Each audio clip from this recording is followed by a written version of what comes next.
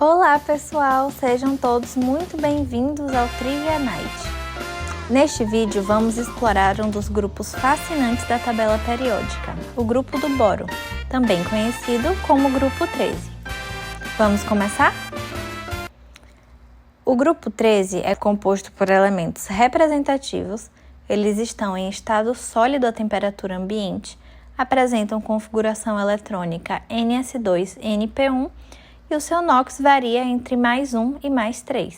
No grupo 13, os elementos compartilham uma característica em comum. Todos têm 3 elétrons na camada de valência, com uma configuração geral Ns2-Np1. Descendo no grupo, ocorre um aumento do raio atômico, uma diminuição na eletronegatividade e, devido ao aumento do efeito de blindagem e dos efeitos relativísticos, há uma tendência crescente de formação de compostos monovalentes, especialmente nos elementos mais pesados do grupo, como o tálio e o próprio niômio. Os elementos do grupo do boro exibem uma variedade interessante de estados de oxidação e tipos de ligação, que são fortemente influenciados por suas propriedades eletrônicas e estruturais. O estado de oxidação +3 é o mais comum para os elementos desse grupo. Esta elevada carga positiva, combinada com o tamanho reduzido dos átomos, resulta em uma energia de ionização muito alta, favorecendo a formação de ligações covalentes. A tendência para formar ligações covalentes é reforçada pelos valores de eletronegatividade desses elementos, que são maiores que o dos grupos 1 e 2.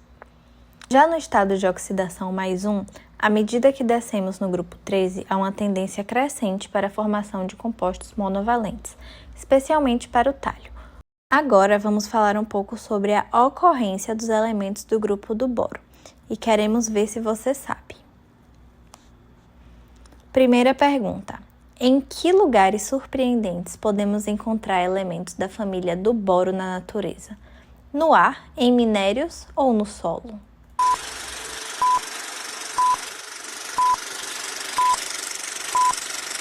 Se você respondeu em minérios, você acertou.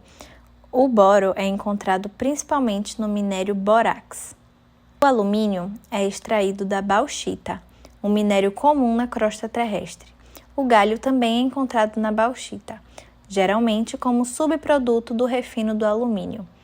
O índio e o tálio são geralmente encontrados em minerais de chumbo e zinco, como a esfalerita, sendo extraídos como subprodutos durante o processamento desses minérios. O niômio é um elemento sintético e não ocorre naturalmente em minérios. Ele foi produzido artificialmente em laboratórios por meio de colisões nucleares. Questão 2. Vamos ver o que vocês sabem sobre a obtenção dos elementos do grupo 13. Qual elemento é obtido a partir da redução pelo magnésio?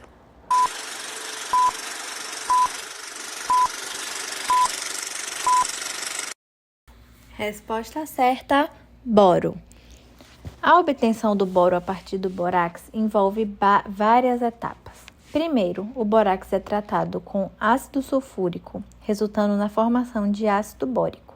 Em seguida, esse ácido bórico é aquecido, levando à sua desidratação e formando o trióxido de boro. Na etapa final, o trióxido de boro é submetido a uma reação de redução com magnésio metálico. O magnésio atua como agente redutor, removendo o oxigênio e produzindo boro elementar e óxido de magnésio como subproduto, como mostra a reação. Agora vamos falar um pouco sobre aplicações e usos dos nossos elementos. Primeiro, vamos falar sobre o boro. O boro é o único do grupo que não é um metal. Sua função no nosso corpo é regular os níveis dos outros metais, como cálcio, magnésio e fósforo. Ele pode ser adicionado ao solo como fertilizante, pois ele é essencial para o crescimento das plantas.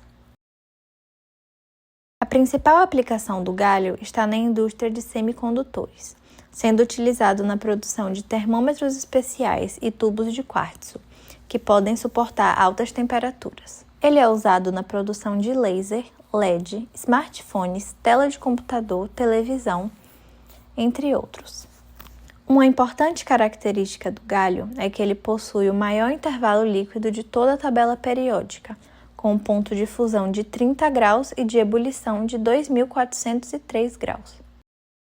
O índio é usado na medicina nuclear para diagnóstico. Também é utilizado na fabricação de rolamentos para motores de avião, combinado com o chumbo, e é encontrado na confecção de lâmpadas de mercúrio, junto com o vapor de mercúrio. O tállium é encontrado na fabricação de fotocélulas, detectores de infravermelho e na manufatura de vidros especiais. É usado em exames de imagem, na cintilografia de perfusão miocárdica, embora seja considerado um elemento extremamente tóxico. O niômio compõe o grupo dos elementos mais recentemente incluídos na tabela periódica, em 2015. As características químicas desse elemento ainda não são tão claras, mas supõe-se que apresente comportamento semelhante ao tálio em alguns casos.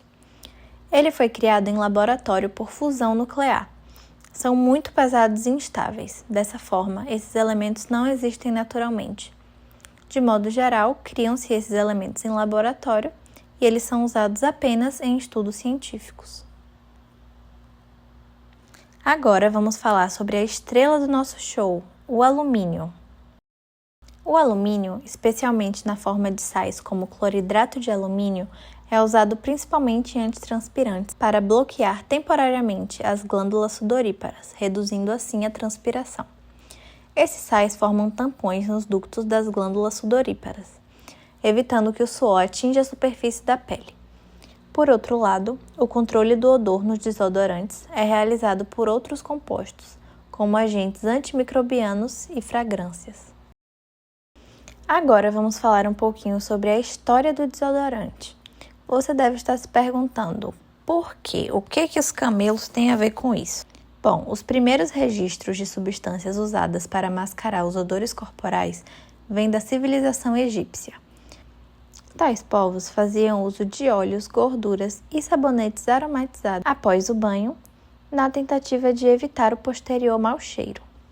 No Império Romano, usavam-se almofadas aromatizadas embaixo das axilas para reduzir o odor. Porém, tal estratégia não era tão eficiente.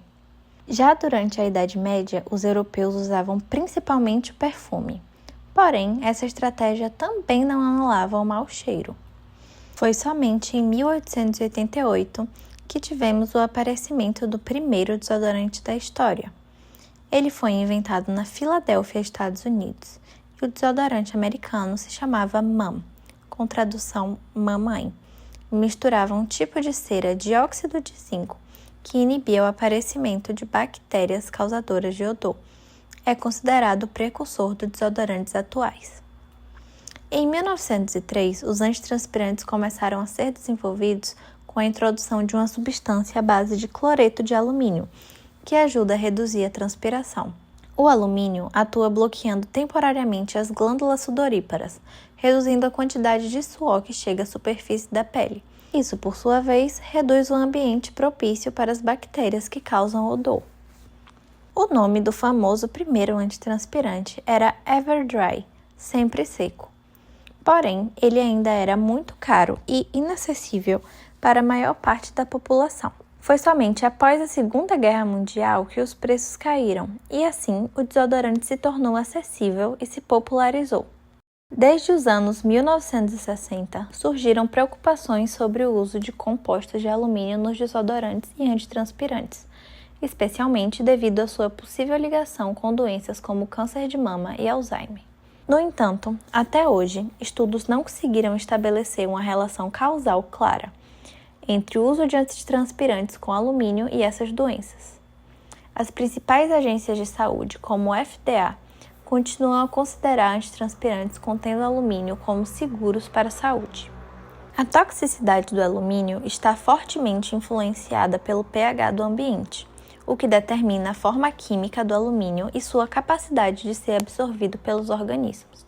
A compreensão dessa relação é crucial para avaliar os riscos ambientais e de saúde associados ao alumínio. O alumínio é um metal anfotérico, o que significa que pode reagir tanto com ácidos quanto com bases. A sua solubilidade e, consequentemente, a sua biodisponibilidade, que é a sua capacidade de ser absorvido por organismos vivos, aumentam em pH muito baixo, ácido, ou muito alto, básico. Em ambientes neutros, o alumínio tende a ser menos solúvel e, portanto, menos disponível para interações biológicas. Em pH ácido, o alumínio se dissolve mais facilmente em água, formando os íons Al3+, que são altamente reativos e tóxicos. Estes íons podem interferir em processos biológicos, como a função enzimática e a integridade das membranas celulares. Em ambientes como solos ácidos ou estômago humano, onde o pH é baixo, o alumínio pode se tornar mais biodisponível e potencialmente mais tóxico. Em pH neutro a levemente ácido, o alumínio forma precipitados como o hidróxido de alumínio, que é insolúvel e, portanto, menos disponível para absorção biológica. Isso reduz a toxicidade do alumínio em ambientes neutros. Já em pH alcalino, o alumínio pode se tornar mais solúvel devido à sua formação de complexos de aluminato. Porém, a toxicidade dos íons de aluminato é geralmente menor em comparação com os íons de alumínio solúveis em pH ácido, pois são menos reativos. O alumínio pode se tornar tóxico se tiver contato com a nossa pele após passar a gilete, pois ela forma feridas na pele ou microlesões que permitem a entrada do alumínio no nosso corpo, e com o tempo pode ocorrer a bioacumulação desse alumínio no nosso organismo, podendo levar a problemas graves como câncer de mama. Contudo, os problemas de saúde relacionados a essa exposição só irão ocorrer após muitos anos de uso contínuo, e ainda assim, esses casos são raros. Esse vídeo foi apresentado à Universidade Federal da Bahia como critério de avaliação do componente curricular Química Inorgânica e os Sistemas Biológicos. Érica Andrade, Helena Ciebel e Rebeca Barros. Docente, Joyce Santa Malvina. Muito obrigada e até a próxima!